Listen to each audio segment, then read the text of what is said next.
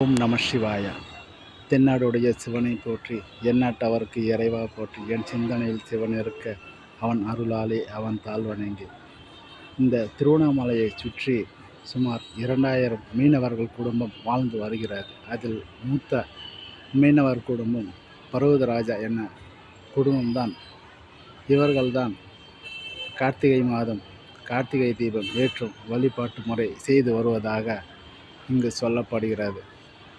இதற்கு ஒரு புராண கதையும் உள்ளது. பர்வதராஜாவுக்கு மகளாக பிறந்தவள் பார்வதி தேவி. அவள் அசுரர்களை அழிப்பதற்காக சென்றபோது அவர்கள் மீனாக மாறி கடலுக்குள் சென்று விட்டார்கள். தேவியும் மீனாக மாறி கடலுக்குள் சென்று அவர்களை அழித்தாள். கடலுக்கு அடியில் மீனவ ரிஷி தியானத்தில் இருந்தார். அவர் தியானம் கலைந்தது. கோபம் கொண்ட அவர், நீங்கள் மீன் பிடித்து வாழ வேண்டும் என்று சாபம் கொடுத்தார்.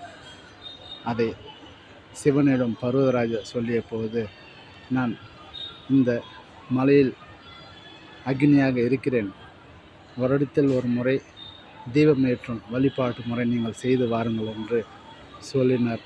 அன்று முதல் இந்த பர்வதராஜா எனப்படும் மீனவர் குடும்பம்தான் கார்த்திகை தீபம் அன்று மகா தீபம் ஏற்றும் வழிபாட்டு முறை செய்துபட்டு வருகிறது.